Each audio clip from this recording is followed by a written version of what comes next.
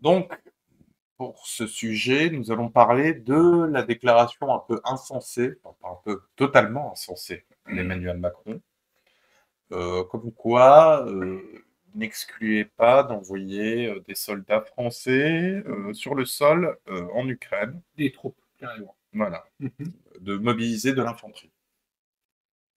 On parle pas de petit espionnage. Là, on parle de troupes envoyées précisément pour aider et lutter contre la Russie au sein de l'Ukraine. Donc, c'était issu d'un discours qu'il a tenu après un conseil de guerre au sein de l'Union européenne. Donc, allons voir, revoyons un peu ce qui s'est passé, nous verrons le discours et après, on ira plus en profondeur sur la faiblesse de la Macronie et qu'est-ce qui l'aurait peut-être potentiellement poussé à dire une ânerie pareille.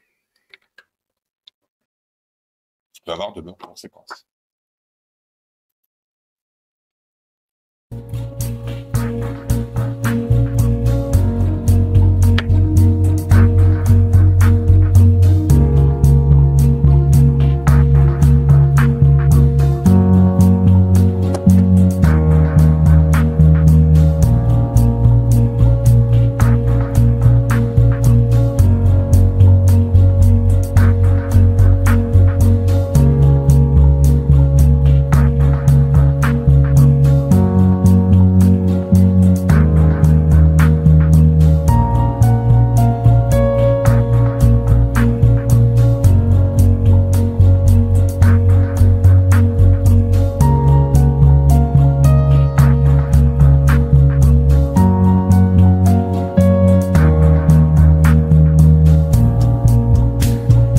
Alors ça, c'est la première. Dans un conseil de guerre, le fait de garder certaines informations secrètes est très important, ne pas dévoiler sa stratégie. Et là, il y avait déjà une première divulgation, une première fuite, assez importante quand même, sur que c'était envisagé, c'était une possibilité. Ensuite, Emmanuel Macron a continué de se dire que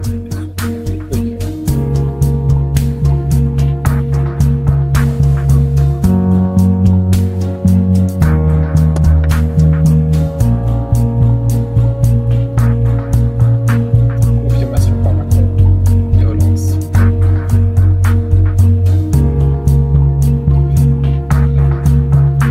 Et là, c'est la confirmation.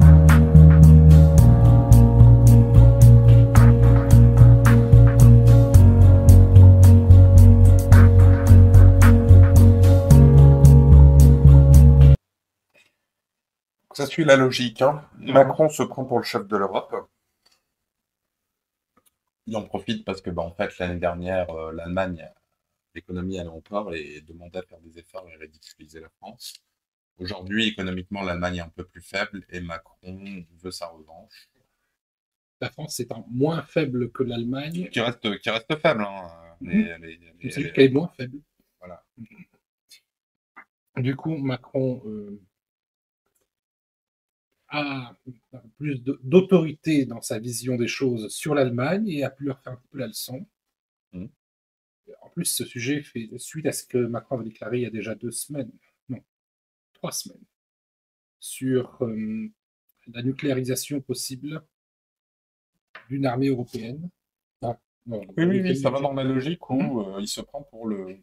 Oui, où il avait déclaré qu'il pourrait mettre au service de l'Union européenne la protection atomique française. Et là maintenant, il réaffirme cela, qu'il faut empêcher la Russie de gagner, et il est prêt à envisager toutes les possibilités pour cela. Quitte à envoyer des soldats sur le sol. Là, on va écouter ce Au total, nous avons aujourd'hui 8 coalitions capacitaires qui existent. Nous avons acté de renforcer sur ces 8 coalitions capacitaires la dimension munitions et d'avoir une impulsion immédiate sur ce sujet. De redonner une impulsion à la coalition défense solaire, sur laquelle un besoin a été explicité par le président ukrainien, et de créer ce soir une 9e coalition, une coalition pour les frappes dans la profondeur, et donc missiles et bombes de moyenne et longue portée. Nous allons organiser cette coalition à partir de ce soir pour mobiliser toutes les bonne volonté, les États qui ont des capacités, qui ont commencé ou sont prêts à livrer des équipements nouveaux.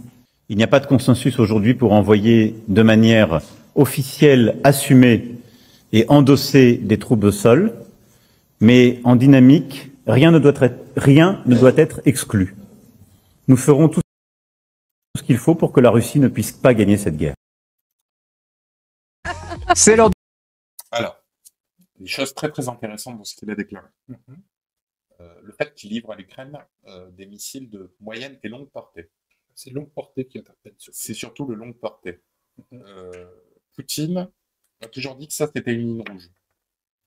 D'envoyer des missiles longue portée, justement, ce qui justifierait qu'il se sentirait menacé pour éventuellement utiliser sa puissance nucléaire. Oui. Il l'a toujours dit. Hein. Ça a toujours été sa ligne. Ça fait pas plus le fait de mettre des bases américaines. Parce que bon, cette semaine, j'ai vu, c'est sorti. C'est une vidéo, il y a une vidéo, j'ai vu Dupont-Aignan. Il y a 12 bases secrètes en Ukraine, financées par la CIA. On peut comprendre un peu la parano de Poutine. Notamment, ils avaient œuvré avant même la guerre, par exemple, pour avoir la reconnaissance sur le crash de la Malaysian Airlines.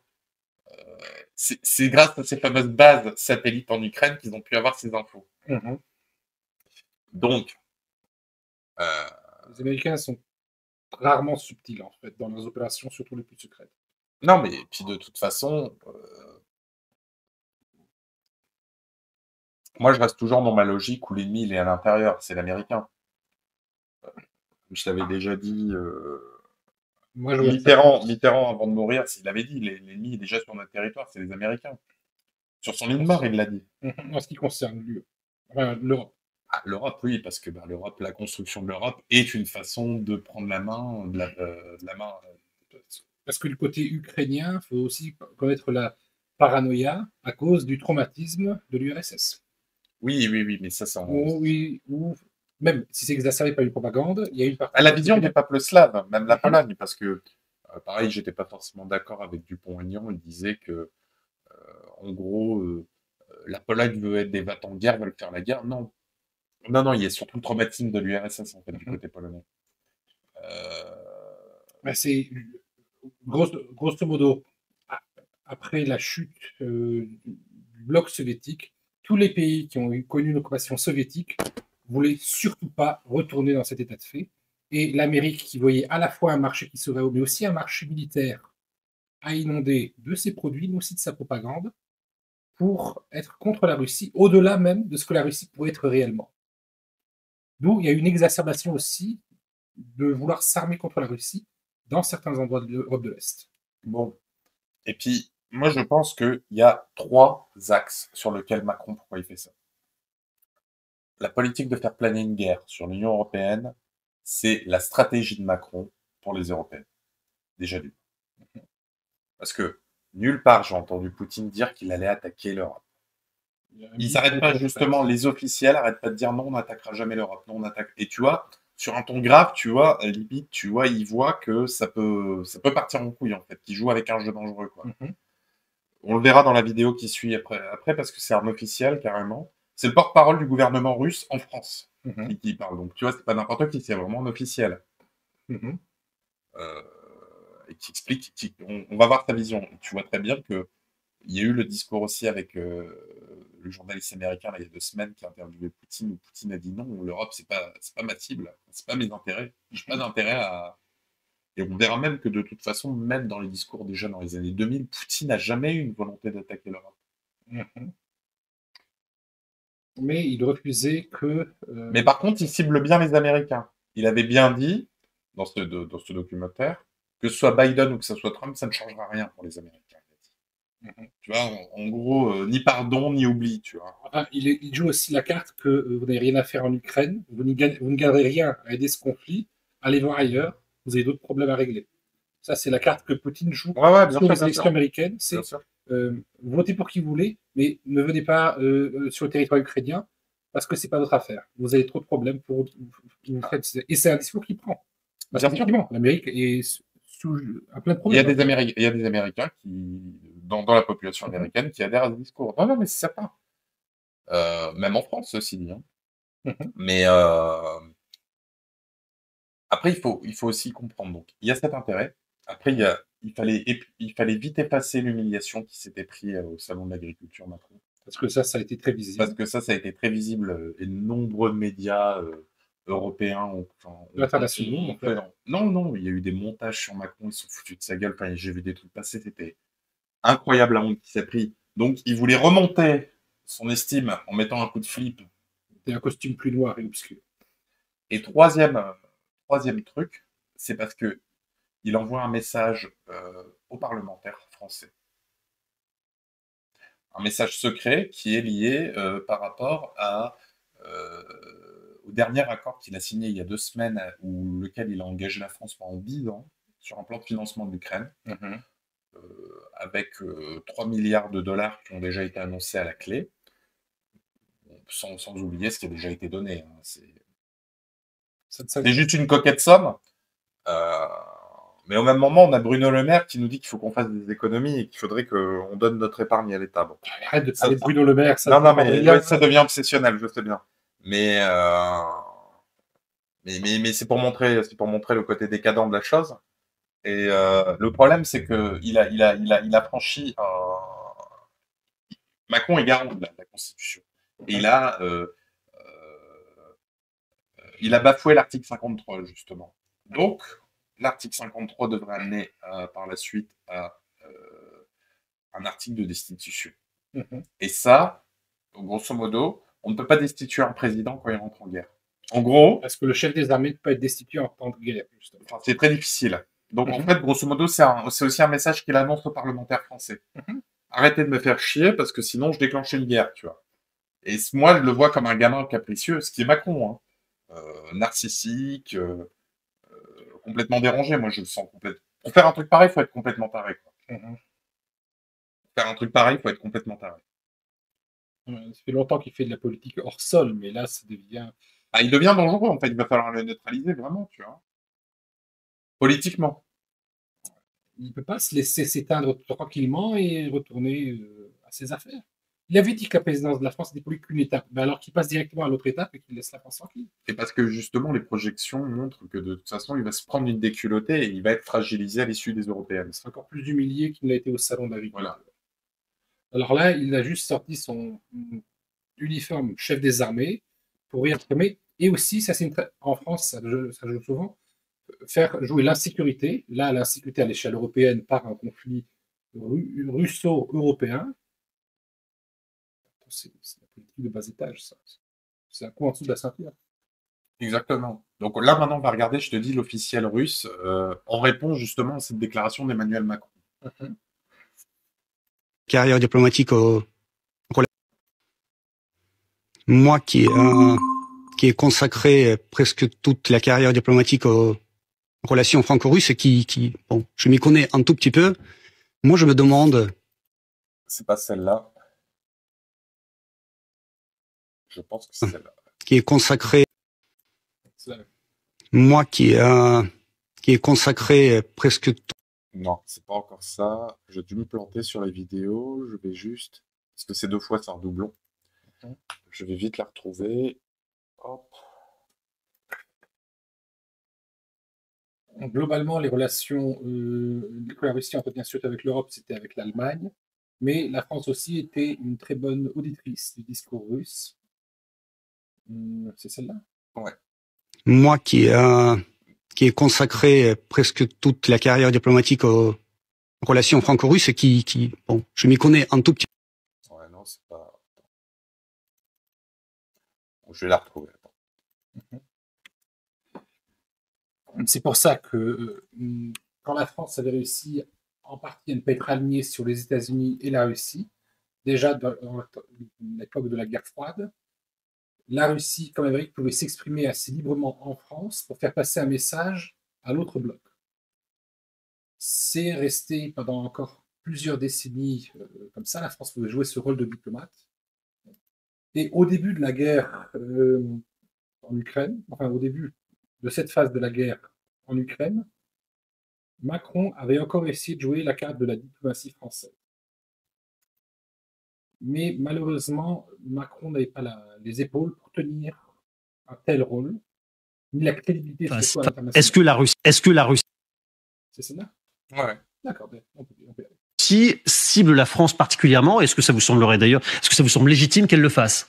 Vous savez, il y a aussi un élément assez intéressant qui fait partie de de cette anthologie d'ingérence informationnelle russe, l'histoire des punaises de lit. Mais vous savez, le plus grave, c'est lorsque les punaises sont dans la tête et pas dans les lits. Je vais vous répondre comme ça, en principe. Donc là, ça n'a rien à voir avec la réalité. La Russie ne menace personne, ni sur le plan informationnel, ni sur le plan militaire. Tout ça, c'est du fantasme. C'est du fantasme des autorités françaises, basé sur rien. Non, c'est un élément de manipulation de l'opinion publique. Mais pour parce qu'il faut créer. Dans quel but? Bah, écoutez, maintenir les gens dans la peur, c'est les maintenir sous un grand pouvoir, disait Machiavel. Donc là, c'est comme ça que ça. On a plus peur du pouvoir en Russie qu'en France. Mais est-ce que la Russie vous menace? C'est ça la question. Est-ce que la Russie vous menace? Est-ce que vous avez jamais entendu un officiel russe menaçant la France? Est-ce que vous avez jamais vu un document doctrinal ou un document, je sais pas, une loi dans laquelle il y a des menaces pour la France? Tout est inventé. Tout est inventé. Mais il faut quand même, à un moment donné, revenir au bon sens et commencer au moins à parler. Parce que le mot diplomatie est complètement exclu du vocabulaire politique français. Monsieur Talleyrand, il se retourne dans sa tombe. Donc là, franchement, c'est ça qui fait peur. Je dirais plutôt que c'est de la trempe de Talleyrand. Manipuler les différentes menaces entre elles pour qu'elles s'annulent et pouvoir faire son beurre sur le conflit des autres, c'est du Talleyrand pour cracher. Mais effectivement, s'il veut dire, est-ce qu'il y a eu une déclaration officielle de la Russie, une documentation, c'est pas le genre de document Mais ils n'arrêtent pas en Europe en ce moment pour dire l'Europe va être attaquée, ils vont attaquer les 10 pays, enfin, tu vois, genre, ils vont attaquer les 10 pays en même temps façon Blitzkrieg. Tu vois, ils ont. C'est comme ça que ça se présente, mais non, c'est pas cette partie de l'Europe. S'il devait y avoir quelque chose, ce serait plus sur la frontière biélorusse-Ukraine. Ouais, c'est ça. C'est là que ça irait, voire la Roumanie. Mais la France, l'Allemagne, l'Espagne. Même la Pologne, pour moi, elle n'est même pas menacée. Ouais, je sais pas. Pourquoi? Parce que il y a toujours eu une hantise de la Russie envers la Pologne. Oui, c'est ça. C'est historique et. C'est historique. Staline, il disait que c'était le cheval indomptable de l'Europe de l'Est. Voilà. Et Poutine, lui, s'appuie énormément sur l'histoire dans son argumentaire de défense. Dans la logique poutinienne, la Pologne serait à abattre en cas de conflit. Mais on s'en prend pas à la Pologne à la va-vite. Oui, il va pas prendre la Pologne pour prendre le contrôle territorial. Non, il attaquerait la Pologne éventuellement dans un but offensif de défense. Enfin, d'offense. Enfin... oui, mais ça c'est Poutine. Il attaque pour ne pas se faire attaquer. Mais il attaque quand même. S'il croit être attaqué, comme les États-Unis qui voulaient empêcher que des armes de destruction massive... Mais la question n'est pas là. Ouais. De toute façon, il ne pourrait pas mener une telle opération. Pas dans l'état actuel des choses. Pas dans l'état actuel des choses. Mais ça ne veut pas dire que la situation n'a pas évolué. Donc, on ne peut pas exclure ça, d'autant que l'attaque sur l'Ukraine était très rapidement prise. La décision d'attaquer l'Ukraine. Les troupes, elles se bassaient depuis plusieurs mois sur les frontières, il y avait quand même du mouvement. Il y a déjà les troupes en Biélorussie russes. Une partie de l'escadron Wagner est toujours constituée là-bas, avec un soutien de l'armée russe qui est directement sur le territoire biélorusse. Si c'est de l'amoncellement de troupes, tu en as, mais c'est pas suffisant encore. Mais ce qu'on veut dire, c'est que là, c'est pas à l'heure actuelle le plan de Poutine de tomber directement sur la Pologne. Il a déjà trop de soucis avec l'Ukraine et la Géorgie. Juste l'Ukraine, pardon. Et là, tu vois, c'est toujours le même... L'ambassadeur. Porte-parole du gouvernement russe en France. Hein. Et dans le fond, tu vois, moi, je vois pas pourquoi il essaierait, tu vois, d'essayer de dédramatiser, tu vois. C'est le rôle de l'ambassade, dédramatiser les conflits. Oui, mais bon, si vraiment c'était la volonté, si Poutine était aussi fou qu'on nous le présente en Occident, il ne se donnerait même pas la peine d'essayer de le faire. Et par exemple, Poutine fait aussi ce qu'on appelle, on pourrait appeler la stratégie à la Nixon. Se faire passer pour tellement dangereux que tu fais grandir une légende que tu es un être ultra téméraire et guerrier pour qu'on te foute la paix. Pour Nixon, ça a marché, mais tellement bien que même les Américains, même plein de mandats après Nixon, ont encore de lui une vision d'un type dangereux. Un peu comme Trump au début. Trump, on le présentait comme un type tellement déglingo qu'il pouvait faire toutes les guerres du monde, et finalement, il n'a rien fait durant ce mandat. Il n'a pas fait de guerre. Là, on nous l'a parlé comme le pire danger. Et c'est ce que je te dis aussi, le discours d'Occident, il y a la réalité et ce qu'ils annoncent. Le problème, c'est que là, Macron, lui, il est acculé politiquement dans son propre pays. Voilà. Et il a des cartes qui sont trop fortes pour lui. Qu'il fait semblant qu'il pourrait les jouer. Mais on ne fait pas semblant à ce niveau-là. Pas de déclaration à la veille. Moi qui ai consacré presque toute la carrière diplomatique aux relations franco-russes et bon, je m'y connais un tout petit peu, moi je me demande depuis quand la Russie a commencé à être une menace pour la France. Depuis 1814, lorsque la Russie n'a pas permis le démembrement de la France par les alliés de la coalition anti-napoléonienne, ou depuis 1914, lorsque la Russie a commencé l'offensive au front de l'Est, ce qui a permis à la France de gagner la bataille à la Marne, ou depuis 1916, lorsque la Russie a envoyé 20 000 soldats pour défendre la France sur les fronts en Champagne, ou depuis 1944, lorsque Charles de Gaulle est venu voir Staline pour signer l'accord où c'était le pacte de l'alliance et d'entraide, ce qui a permis à la France de revenir dans le rang des grandes puissances vainqueurs contre le nazisme, et ce qui a permis à la France de devenir après le membre permanent du Conseil de sécurité des Nations Unies, ou depuis 1946, lorsque la France a connu une mauvaise récolte et l'Union soviétique a envoyé 400 000 tonnes de blé à la France, l'Union soviétique qui était en ruine à l'époque. C'est depuis quand la France a commencé à détester la Russie? Répondez-moi. Il n'y a pas de détestation de la Russie en France. Depuis quand nous avons commencé à menacer la France? Il y a même une grande amitié franco-russe avec des générations de Russes qui sont arrivées après 1917 et même avant, avec une alliance franco-russe. Le plus beau pont de Paris, le pont Alexandre III, a le nom d'un tsar russe. Il ne faudrait pas grand-chose pour renouer cette amitié. Aujourd'hui, avec cette rhétorique anti-russe, vous commettez non seulement un péché contre l'histoire, mais un crime contre le futur. Non, mais c'est pas un péché anti-russe. Au contraire, je pense que l'amitié franco-russe, elle traverse toutes les périodes. Puis il y a des moments, comme toujours, de crise. Il ne faudrait pas grand-chose pour renouer cette tradition d'amitié et d'entente. Alors, ça, c'est très dans le discours poutinien. Ça réfère à l'histoire. Mais rien que dans ce discours, quand il dit combien ils ont envoyé de nourriture pour aider la France à se relever après de mauvaises récoltes, on peut tout de suite appliquer la contre-offensive en Ukraine, quand l'Ukraine a été affamée, et on a fait un génocide par famine bien sûr. sur le territoire ukrainien. Pour casser la révolte, justement, comme quoi dans les kolkhozes, ils avaient bouffé toutes les récoltes et Poutine avait décidé de les sanctionner. Staline. Voilà. C'est pour ça que le discours historique, c'est des dates, ça a l'air très percutant, mais il faut toujours savoir qu'il y a une deuxième carte. Oui, mais là, c'est du point de vue des Français. Ouais, je sais, c'est pour juste préciser. Là, on n'est pas sur l'Ukraine, on n'est pas sur la vision de l'Ukraine. L'Ukraine et la Russie, j'estime que c'est leurs affaires, en fait. Enfin, moi, de mon point de vue, c'est leurs affaires. Vis-à-vis de ça, moi, j'ai peut-être une opinion un peu différente. C'est si il aurait fallu intervenir contre la Russie, il aurait fallu le faire de façon directe, dès le début, parce que là, en fait, avec les aides minimes qui sont apportées à l'Ukraine, en fait, on fait, tu vas comprendre, on fait durer l'agonie de l'Ukraine.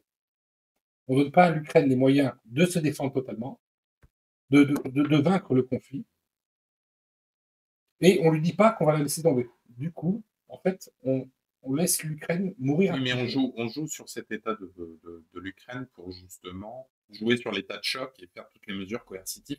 Il n'y a jamais eu autant de mesures coercitives dans l'Union européenne depuis que le conflit russo-ukrainien a commencé. Mais une guerre, c'est une aubaine pour un pouvoir en place. Mais bien sûr. Économique, il y a des profiteurs de guerre, il y a le côté législatif, ils sont en train de réformer tout en profondeur. Parce que, rappelez-vous, quand on dit qu'on donne de l'argent à l'Ukraine, on donne de l'argent pour qu'elle achète des munitions et des armes. Et c'est la France qui est le troisième plus grand producteur d'armes au monde. Donc, oui, elle donne de l'argent à l'Ukraine, mais l'Ukraine va dépenser cet argent en armes, en partie en France. C'est une boucle vertueuse pour l'économie ou des ressources, tout simplement. Ou d'autres ressources, mais c'est surtout les armes en général. Oui, non, mais après, Surtout quand peut la crise négocier sera après. une mission.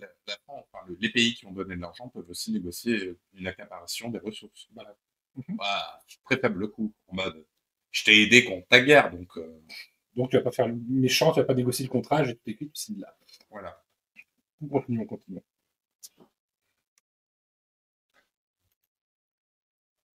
Bon, et puis on n'était pas non plus. Il y a une forme de syndrome de Stockholm aussi, tu vois, avec la gestion justement de l'Ukraine. Parce qu'au départ, dès qu'il se passe quelque chose, c'est la Russie. Il y a une. C'est pour ça que moi je partage le point de vue quand même du gars. Je dis pas qu'ils sont tout blancs. Bien sûr que ce qu'ils font, il y a des choses qui sont répréhensibles. Poutine restera de toute façon, quoi qu'il arrive, le méchant de l'histoire parce qu'il a frappé le premier. Dans l'histoire, celui qui frappe le premier, c'est celui qui a perdu. Peu importe. Donc, sur ça, si Macron il veut que la Russie perde, il a déjà perdu la guerre de l'opinion, Poutine. Il perdra la guerre de l'histoire aussi. Mais, par contre, dès qu'il se passe quelque chose, on l'attribue à Poutine, alors que, tu vois... c'est une rhétorique classique de guerre, ça. Oui, mais finalement, on va revenir sur le cas de Nord Stream. On nous a dit c'est les Russes, patati patata. Non, c'est les Américains. Ça a été dit très rapidement que c'était les Russes. Ça a été déclaré dès qu'on a su qu'il y avait eu l'explosion du gazoduc, on l'a tout de suite attribué à la Russie. Exactement. Sauf que, patatras, là on n'en parle pas beaucoup, bizarrement, parce que ça serait pas bon pour les affaires. Le 26 septembre 2022, la mer du Nord est en ébullition. Des explosions sous-marines ont coupé les pipelines Nord Stream 1 et Nord Stream 2, des voies d'acheminement du gaz russe en Europe.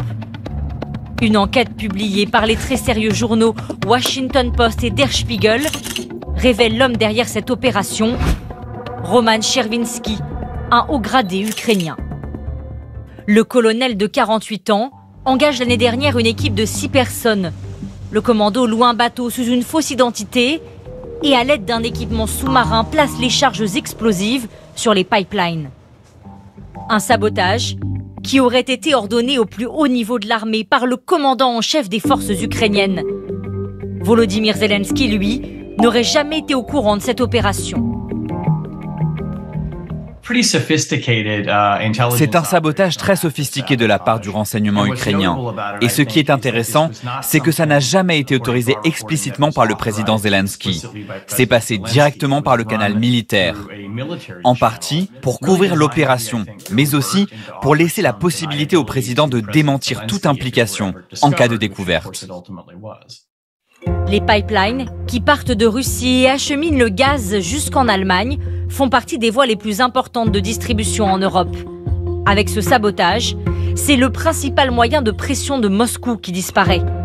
Une action qui ne sera pas sans conséquences politiques pour l'Ukraine, qui après 2 ans de guerre, peine à obtenir un soutien inconditionnel des Occidentaux. Cela soulève des questions sur qui prend réellement les décisions en Ukraine. Quelle cohérence y a-t-il au sein du gouvernement? Donc oui, quand on regarde plus largement, cela pourrait inquiéter Washington, Paris, Bruxelles ou encore Berlin. Aux États-Unis, ces dernières révélations pourraient peser dans la balance, alors que Joe Biden doit faire adopter par le Congrès un nouveau plan d'aide de 61 milliards de dollars à destination de Kiev. On voit aussi la différence entre les promesses de Macron pour l'Ukraine et ce que prévoyaient les États-Unis pour l'Ukraine. Exactement. Et revenons à ce que j'ai dit précédemment. Il y a des bases militaires américaines en Ukraine, financées par la CIA. Il y avait ces bases. Maintenant, je ne sais pas dans quelle état. Mais est-ce qu'elles sont toujours sous égide américaine ou est-ce Oui, elles sont secrètes. Elles sont dans le pays, elles sont secrètes. Ce documentaire a été délivré quand? Il y a moins de 6 mois. D'accord. En général, c'est à peu près il y a 6 mois que l'histoire est sortie, la vérité. Tu vois? Et on a laissé les gens sur le narratif, c'est les Russes.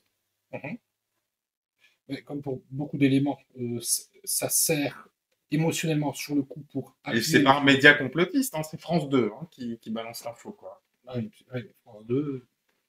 France 3, Oui, non, TF1, M6, Arte. Non, mais Oui, je sais ce que tu veux dire. Oui, c'est que c'est déjà des sources plus certifiées. on n'invente rien. Ou bien, par exemple, rappelle-toi les missiles qui attiraient Deux sur missiles avaient atterri en France, en Pologne. Apchevodov. Premier truc, Zelensky a dit, c'est les Russes. Mhm. Et là, Sauf que... le monde, pendant 24 heures, tant que ce soit confirmé ou infirmé, s'est demandé si c'était le début de la guerre officielle entre l'OTAN et la Russie. Exactement. Sur la déclaration de Zelensky.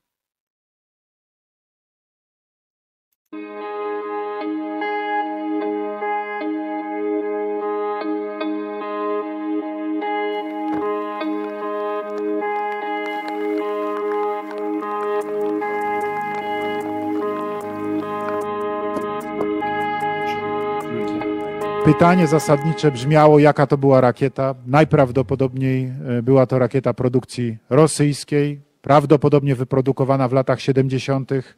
Rakieta typu S-300. I w związku z czym kolejne zasadnicze pytanie było, kto był odpowiedzialny za wystrzelenie tej rakiety, krótko mówiąc, kto wystrzelił tą rakietę. Nie mamy w tej chwili żadnych dowodów na to, że rakieta ta została wystrzelona przez stronę rosyjską. Natomiast wiele wskazuje na to, jest wysokie prawdopodobieństwo, że była to rakieta, która służyła po prostu obronie przeciwrakietowej, czyli że była użyta przez siły obronne ukraińskie.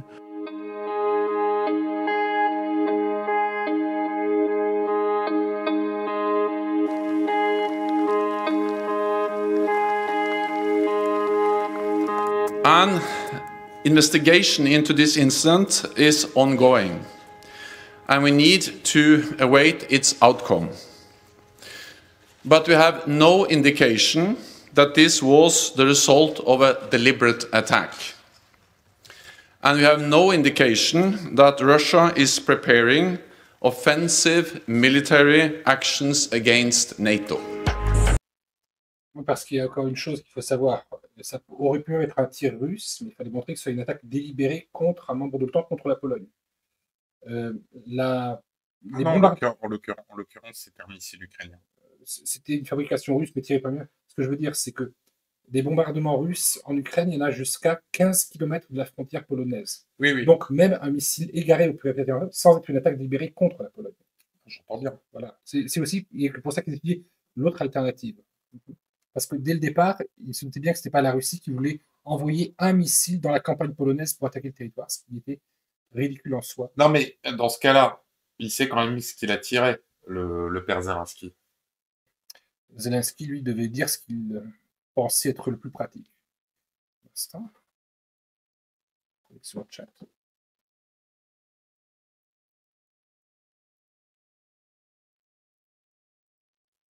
Bon, écoute, ça a l'air de continuer. D'accord, continue. President, is it too early to say whether this missile was fired from Russia? There is preliminary information that contests that. I don't want to say that till we completely investigate, but it is. It's unlikely in the minds of the trajectory that it was fired from Russia, but we'll see. We'll see.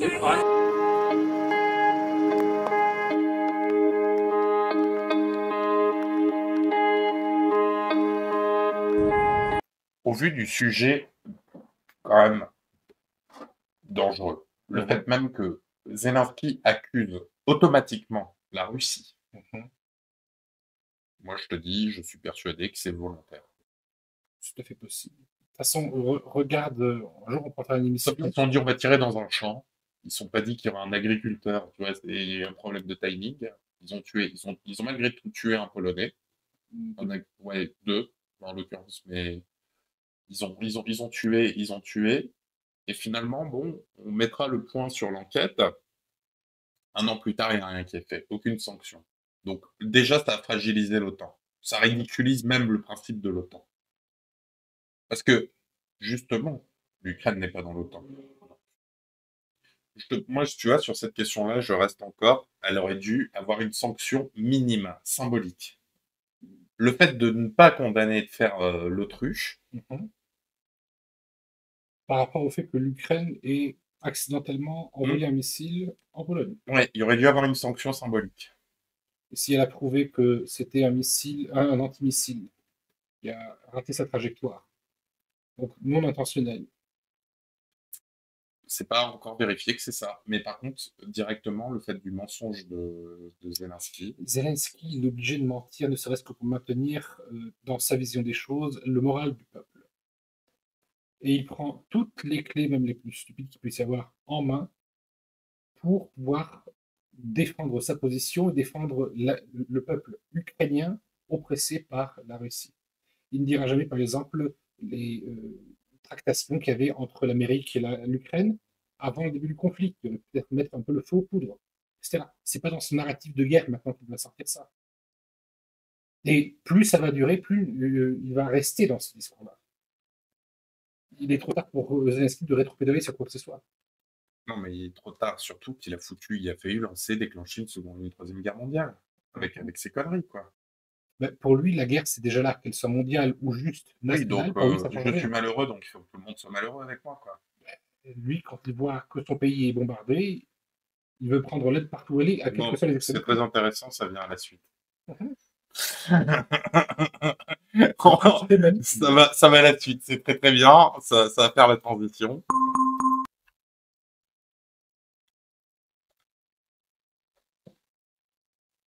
Guerre en Ukraine, polémique sur l'envoi des troupes occidentales, réaction aux déclarations d'Emmanuel Macron.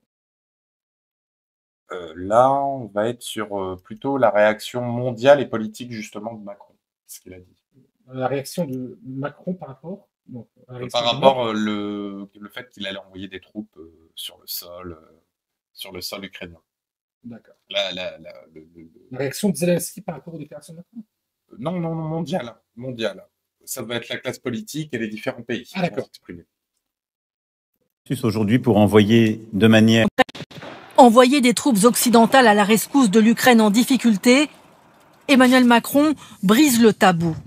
Il n'y a pas de consensus aujourd'hui pour envoyer de manière officielle, assumée et endossée des troupes au sol, mais en dynamique, rien ne doit être exclu. Nous ferons tout ce qu'il faut pour que la Russie ne puisse pas gagner cette guerre. Un signal fort à destination de Vladimir Poutine. Grande-Bretagne, Espagne, Pologne, Allemagne, Slovaquie. De nombreux pays européens se sont empressés de manifester leur réticence. Il n'y aura aucune troupe au sol, aucun soldat envoyé ni par les États européens, ni par les États de l'OTAN sur le sol ukrainien. Même fin de non-recevoir du côté du premier fournisseur d'armes à l'Ukraine, les États-Unis. Le président Biden a été clair sur le fait que les États-Unis n'enverront pas de soldats combattre en Ukraine. Embarras chez les alliés et en France, colère des oppositions. Le sujet a provoqué un vif échange entre le Premier ministre et Marine Le Pen.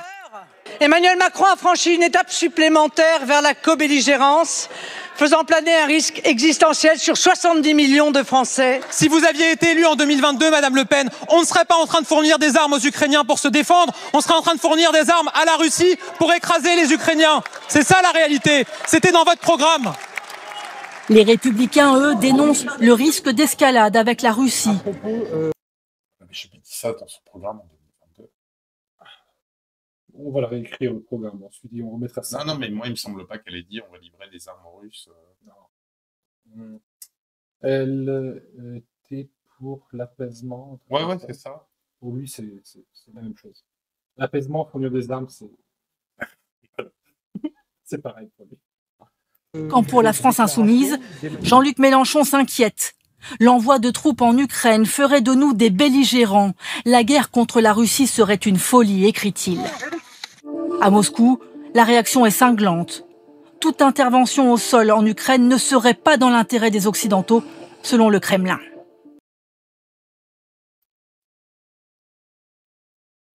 Donc, il faut revenir quand même, parce que bon, vu que apparemment la Macronie est garant de la paix en Ukraine, il faut quand même revenir sur ce qui était le format Normandie, ce qui a mis un peu le feu aux poudres. Format Normandie. Exactement. Oui, c'est pas ça. C'était en fait, après justement l'éviction de Yanukovych en Ukraine, c'est après les révolutions de Maïdan et tout ce qui va avec, il y avait un format Normandie qui avait été fait justement sur les situations qu'on verra sur le Donbass notamment. Justement, à l'époque, les Ukrainiens de Zelensky s'en prenaient justement aux russophones de cette région. Ouais. Parce que l'Ukraine, avant déjà le conflit russo-ukrainien qu'il y a, était déjà divisée politiquement entre une partie qui était plus russophone et pro-russe, donc anti aussi Union européenne, et une partie qui était pro-Union européenne, la partie de l'ouest de l'Ukraine, qui elle ne parlait presque que l'ukrainien, même si beaucoup parlaient aussi russe, mais qui était clairement plus occidentale, plus Union européenne. Et c'était une scission politique déjà entre deux parties du pays. Exactement. Sauf que ce qu'on peut voir aussi, c'est donc le format Normandie a été créé pour être garant sur les accords de Minsk et une issue diplomatique sur ça. Le format Normandie porte ce nom parce qu'il a été créé en Normandie et les garants étaient à l'époque François Hollande et Merkel. Sauf que il y a eu des élections entre-temps, puis Macron est arrivé et tonton Scholz aussi. Bizarrement, au moment où Angela Merkel commence à péricliter au niveau de sa santé, bizarrement, il a commencé à avoir ces fameux trucs avec la table ronde, avec Poutine, avec Macron, et tout ce qui va avec. Donc, on va revenir sur ces faits. Donc, soi-disant, les garants de la paix. Ces soldats ukrainiens sont sur le front depuis des années, engagés contre les séparatistes pro-russes qui ont installé des républiques autoproclamées dans la région du Donbass, dans l'est de l'Ukraine. Mais à l'approche du sommet entre leur président et son homologue russe Vladimir Poutine, certains craignent d'être lésés au nom de la paix. Nos intérêts peuvent être trahis, nos intérêts peuvent être violés. J'appréhende donc beaucoup ce sommet à Paris. Car la tâche n'est pas facile pour leur président.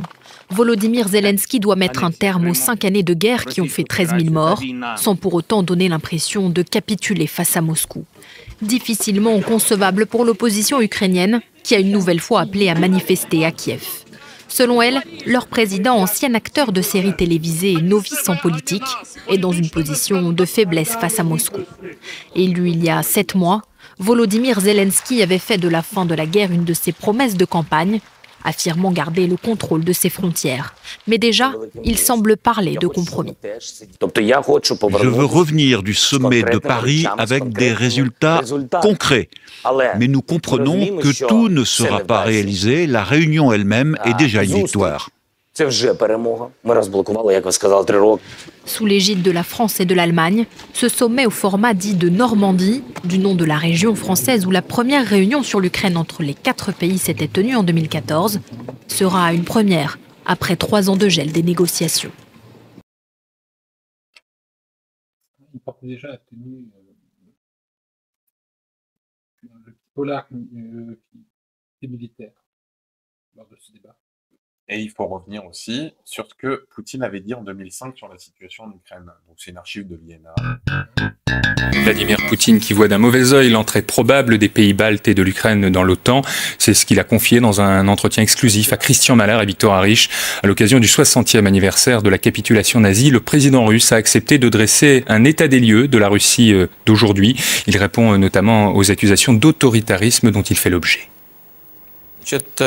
Aujourd'hui, lorsque l'État essaye d'être fort et plus efficace, il y a chez nous et chez vous des gens qui ne l'admettent pas. Les poursuites que nous avons lancées contre certaines sociétés retiennent votre attention. Vous vous faites leurs avocats, alors qu'avec certains autres groupes, elles ont essayé de s'emparer des propriétés de l'État. Vous savez, il ne s'agit pas de gens pauvres, ce sont des gens très riches qui en 5 ans ont gagné chacun 6 à 7 milliards de dollars. Ils n'ont pas besoin d'être défendus. Je suis convaincu que la démocratie n'est pas le tout permis et l'anarchie. Je suis persuadé que l'économie de marché ne doit pas s'accompagner de l'appauvrissement de millions de gens et de la concentration de milliards entre les mains de quelques personnes. Ce sont là des procédés criminels. Je suis déterminé à poursuivre l'économie de marché, à développer le multipartisme et renforcer l'indépendance des médias par le biais de leur autonomie financière. Mardi prochain, vous allez mettre au point avec l'Union européenne un plan d'action commun. Auriez-vous préféré en être membre à part entière ? Il faut que les deux côtés soient prêts à coopérer à un rythme qui soit acceptable par les deux parties. Il est absolument hors de question pour nous, Russes, que l'Europe soit à nouveau divisée. Et je n'exclus pas qu'à un certain moment, notre coopération, par sa densité, ressemble à une adhésion à l'Union européenne. Monsieur le Président, est-ce qu'une Europe qui pourrait être fragilisée par un non français à la Constitution européenne poserait problème à vos intérêts? Ce n'est pas notre affaire. Mais laissez-moi vous dire que nous avons certains problèmes dans nos relations avec l'Union européenne. Notre problème majeur, c'est que nous n'avons pas d'interlocuteur. Le président change tous les 6 mois, c'est démocratique, mais en termes de gestion, ce n'est pas très efficace. Si l'Europe veut être un centre fort de la politique mondiale, elle doit résoudre ses problèmes économiques et sociaux, elle doit être homogène et plus efficace. Depuis la fin de la guerre froide, quel jugement portez-vous aujourd'hui sur l'OTAN qui essaye d'étendre son influence à vos voisins, à vos partenaires comme l'Ukraine et la Géorgie? Le fait que l'OTAN exerce une grande influence sur l'Ukraine et la Géorgie ne nous indispose pas. En revanche, tout élargissement de l'OTAN n'améliorerait pas la sécurité du monde. Je ne vois pas en quoi l'élargissement à nos voisins baltes, par exemple, peut améliorer la sécurité du monde. Cela dit, si d'autres républiques de l'ex-URSS adhèrent à l'OTAN, nous respecterons leur choix. C'est leur droit souverain en matière de défense, mais certains problèmes pourraient surgir dans le cadre de notre coopération militaire avec l'Ukraine, qui est énorme. Cette coopération est à un tel niveau que s'il devait y avoir une présence militaire de l'OTAN en Ukraine, je n'y maintiendrai plus nos technologies de pointe et nos armements sensibles. L'Ukraine pourrait alors avoir des problèmes, je le dis franchement. Enfin, au moment où nous allons commémorer le 60e anniversaire de la victoire, je veux dire que c'est une chance de pouvoir tourner définitivement cette page douloureuse de l'histoire de l'Europe. Elle est à la base de la concorde, de la réconciliation. Cela nous permettra d'élaborer des principes clairs et compréhensibles qui vont nous guider dans les années à venir. Mais il parle de retirer ces technologies de pointe et ces investissements en Ukraine. Oui, mais sauf que le problème, c'est que Zelensky n'a pas respecté les accords de Minsk, sur lesquels il s'était, et le problème, c'est que c'est en train de s'engluer. Et le problème, c'est qu'il commençait à avoir l'émergence, justement, de ces financements américains, qui sont aujourd'hui avérés, hein, le cas des Biden, justement, de Hunter Biden. Justement. Donc en fait, tu vois, c'est ce que je te dis, on a une partie de la vérité, même ça, moi j'ai pas l'information, personne ne l'a. Ce qui s'est réellement passé, justement, avec Hunter Biden et les investissements en Ukraine. Par contre, une chose est certaine, que le gazoduc Nord Stream, avec un équipement de pointe, comme il disait dans la vidéo, c'est pas les Ukrainiens qui les ont eus, c'est pas eux, qui leur a fourni? Celui qui vend du gaz aujourd'hui à l'Europe, non? Celui qui aurait un intérêt à ce que Nord Stream n'existe plus. L'Arabie Saoudite. Oh, pardon. Non, moi je te dis. Dans cette vidéo, je retire aussi autre chose. Lui, il sait que la force de frappe des Américains est aussi essentiellement économique. Et que s'il s'approchait de l'Union européenne, il ne pouvait pas négocier d'égal à égal. Et que lui, il ne pouvait pas se défendre économiquement au niveau de la Russie vis-à-vis de l'Occident. Donc, il devait jouer aussi une carte guerrière. Il ne pouvait pas acheter l'Ukraine comme l'Ukraine pouvait être achetée par l'Amérique. Exactement. Il n'en avait pas les moyens. C'est aussi pour ça qu'il y a eu ça. Exactement. Il ne pouvait pas conquérir ses territoires par l'économie et il voyait que l'Amérique y arrivait parfaitement. L'Union européenne pourrait quand même le faire, mais pas la Russie. Donc la Russie a joué la seule carte de contrôle qu'elle avait, un contrôle militaire. Exactement. Et bizarrement, ça se passe quand ils font la réunion sous le format Normandie, tu vois. C'est un des éléments déclencheurs où la montée des tensions. La Russie, en périclitant économiquement, devait trouver quelque chose. L'avantage surprenant, c'est que les BRICS ont réussi à, pas seulement à maintenir, mais à rehausser. Non, mais surtout ce que les Européens, ils ont surtout fait, c'est qu'ils ont poussé Poutine vers les Chinois. Ils les ont propulsés directement, ils ont propulsé les Russes directement dans les bras des Chinois. Non, c'est les Américains. Oui, par les Américains. Parce que pour l'Europe, c'était plus intéressant que la Russie soit pro-européenne plutôt que pro-chinoise. Il est de l'intérêt, je pense, capital que la Russie joue avec les Européens plutôt qu'avec les Chinois. C'est dans l'intérêt de l'Europe. Mais c'était dans l'intérêt des Américains qu'il y ait une scission entre la Russie et l'Europe. Exactement. Voilà. De toute façon, au niveau des relations internationales, il y a de l'espionnage partout. Il n'y a pas d'alliés qu'on ne surveille pas. Les services secrets français surveillent aussi bien l'Angleterre que l'Angleterre surveille ses meilleurs alliés, que ce soit je sais pas, la Russie, l'Allemagne ou l'Amérique, etc. Bon. Même quand la Russie était en paix avec d'autres pays, elle les espionnait et vice-versa. Ceci dit, voilà, moi c'est mon explication. On arrive à se mettre d'accord au moins sur les raisons, peut-être pas sur certains points du débat. Mais revenons maintenant à l'essentiel qui est Macron et sa déclaration. Macron et sa déclaration. Et là, on arrive au dernier point, justement. Attends, je regarde s'il y a encore un document. Je pense que... Non, on y est. Le problème, c'est qu'il y a 1 semaine et demie, le sénateur Alain Houpert a lancé une commission d'enquête vis-à-vis de la présidence. Non, vis-à-vis de la Constitution, pour non-respect de la Constitution, de l'article 53. Par rapport justement aux accords que Macron a signés et s'est engagé sur 10 ans, ce que je disais précédemment. Les fameux 3 milliards. Ouais. Et après, il va avoir un échelonnage. Il va avoir un échelonnage et... L'article 53, il garantit quoi? Justement, c'est ce qu'on va voir maintenant.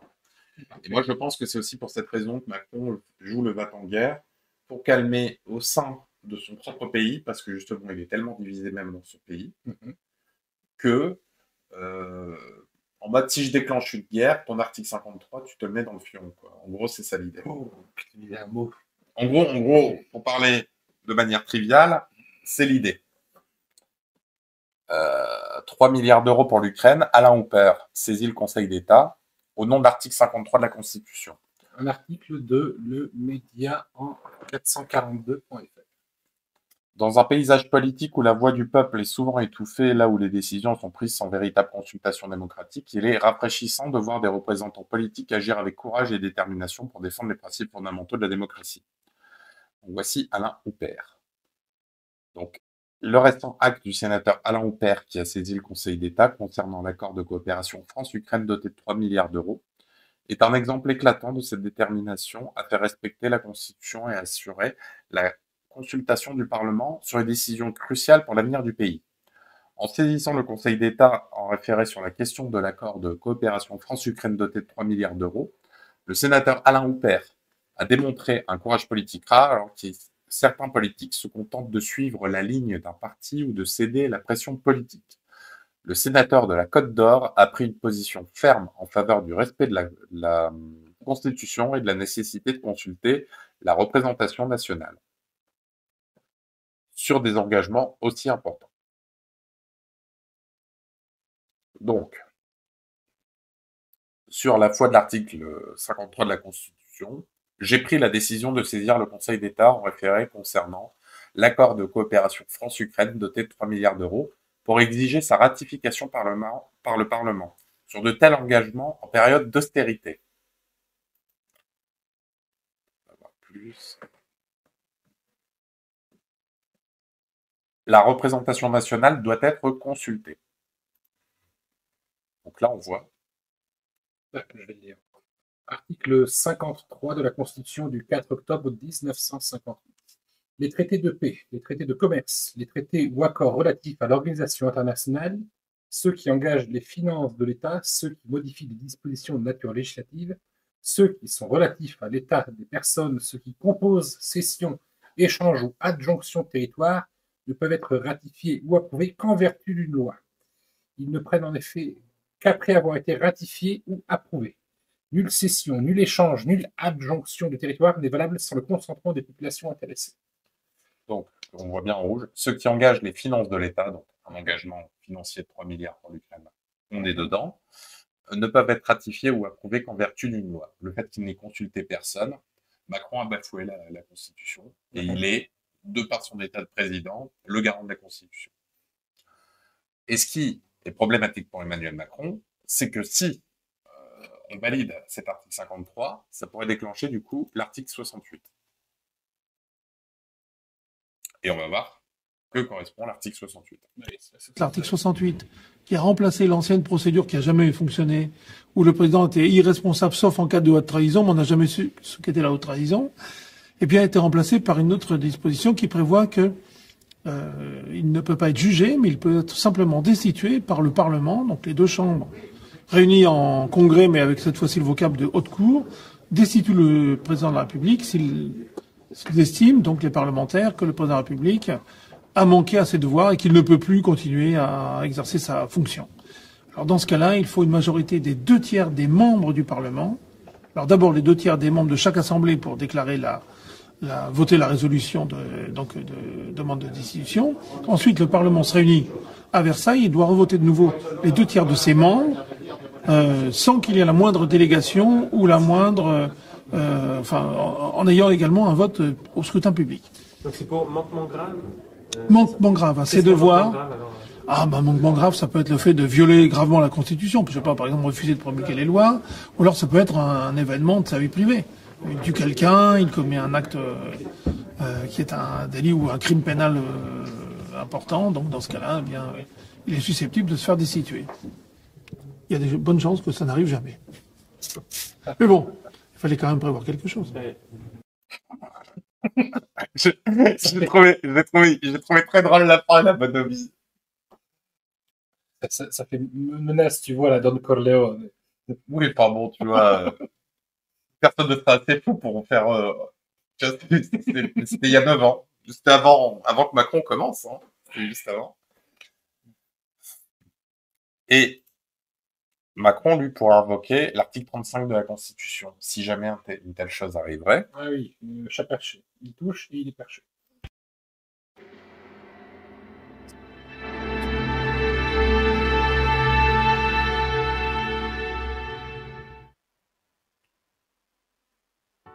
Yaorana et bienvenue sur Jurismana. Dans la nuit du 13 au 14 avril, Washington, Paris et Londres ont mené une série de frappes ciblées en Syrie. Certains ont critiqué la légalité interne de l'opération avec une absence d'information et de vote du Parlement. Examinons donc l'article 35 de la Constitution et les interventions militaires extérieures de la France. Les articles de la Constitution soulignent la prédominance du pouvoir exécutif en matière d'intervention militaire. Ainsi, le chef de l'État est également celui des armées. Et dans le cas où des menaces graves et immédiates pèseraient sur ses intérêts vitaux, l'article 16 de la Constitution lui confère des pouvoirs étendus. Par ailleurs, l'article 21 de la Constitution prévoit que le Premier ministre est responsable de la défense nationale.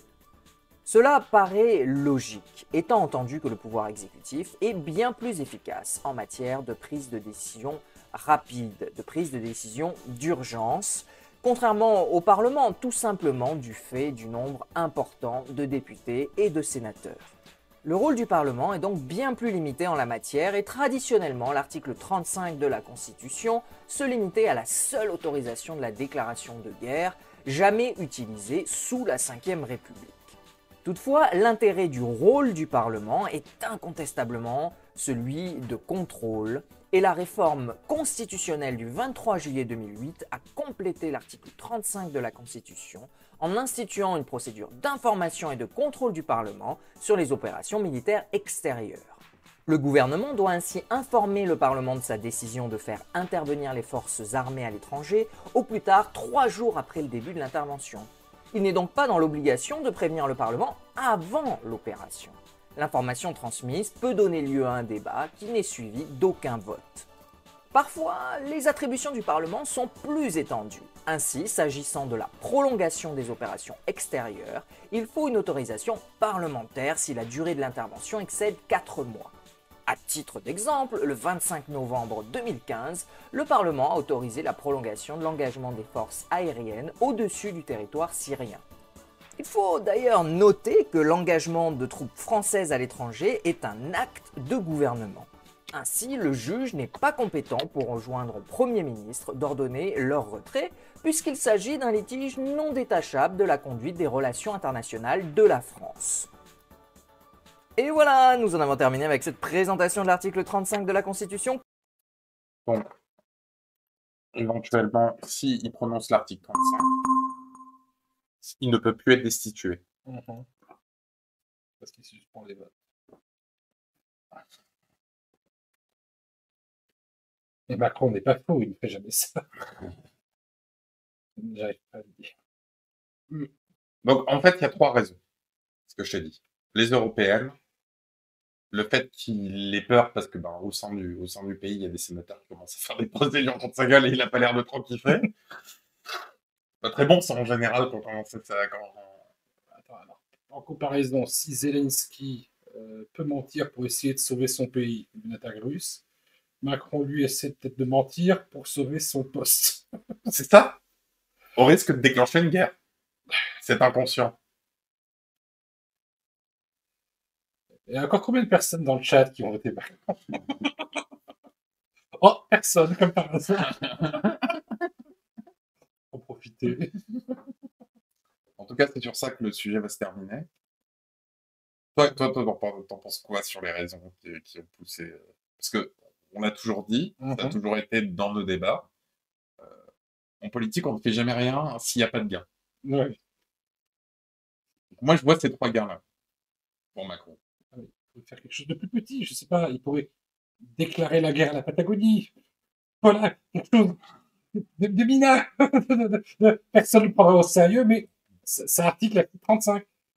Mais s'en prendre à la Russie, c'est comme dire j'ai un problème de punaise de lit, je vais incendier le bâtiment. Après, c'était dans la métaphore qu'il disait. Voilà. Moi, il a lu son second manga. Il doit faire barrage au FN. En fait, là, il va faire une autoroute tracée à n'importe quel parti, quel qu'il soit, tant que c'est pas lui. C'est ça. Prochain truc, une chèvre ou Macron, la chèvre gagne. Non, mais il essaye de conditionner la peur. Il y a un intérêt qui continue à avoir la peur parce que tu vois pas la situation économique, tu vois pas les pertes de liberté. Et puis, il faudra voter pour lui parce qu'il est à la fois le poison et la solution.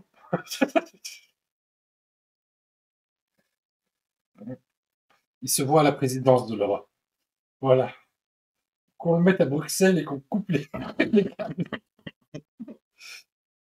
Il arrivera sur son petit chapiteau et il sera content. Mais non. C'est surtout qu'il n'est pas doué pour l'ambiguïté, Macron. Il ne sait pas doser.